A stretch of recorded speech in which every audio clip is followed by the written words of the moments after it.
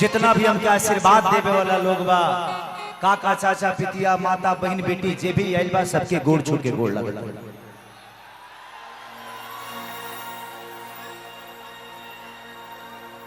एक गांव खाती, ए विधानसभा खाती, ए परिवार खाती और यहाँ के लोग खाती खेसरिया नया नहीं थे।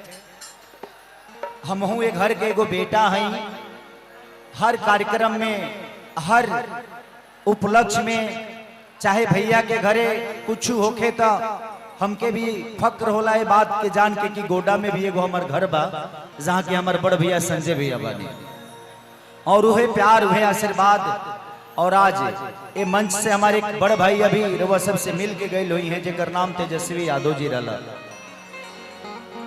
और हमारे बड़ भैया सुरेंद्र भैया भी हमनी के गार्जियन, हमनी के सम्मानित, हमनी के आशीर्वाद देवे वाला हाथ मानिए सुरेंद्र भैया भी मौजूद बानी, और संजय भैया हमनी के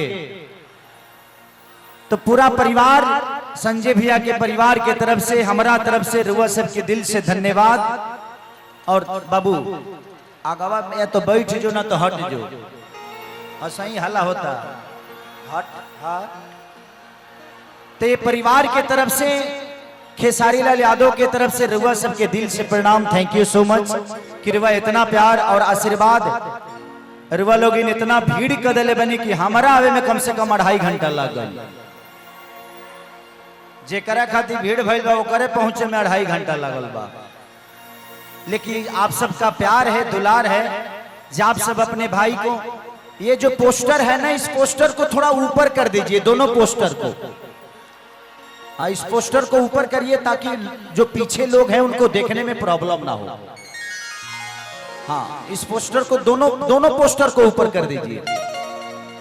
तो चलिए, दिल से धन्यवाद। और ये हर साल कार्यक्रम होला रुआ सब खाती, आज इतना बड़ा व्यवस्था।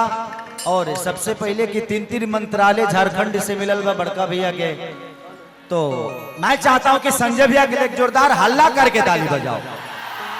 वाह, इनको ढेर सारा बधाई, ढेर सारा शुभकामना कि भैया दुनिया के जितना मंत्रालय हो खेरवा मिल जाओ, ताकि हमनियों के फक्र होला कि हमारे बड़ भाई कम से कम मंत्री तो बाड़े। ये कोई जरूरी नहीं है कि हमें मिले, अगर हमारे किसी अपने को भी मिलता है तो वो हमारा ही होता है। बगल के बेटा पैदा ना होला, लेकिन भतीजे कह के ओकरा के बेटा कहेला आदमी।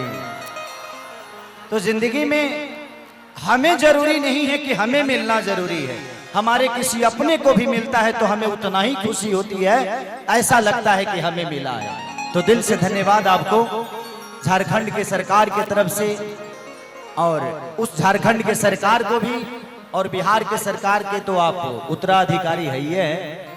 तो पूरे लाली परिवार के तरफ से आप सबको दिल से प्रणाम, झारखंड परिवार के तरफ से आप सबको दिल से प्रणाम।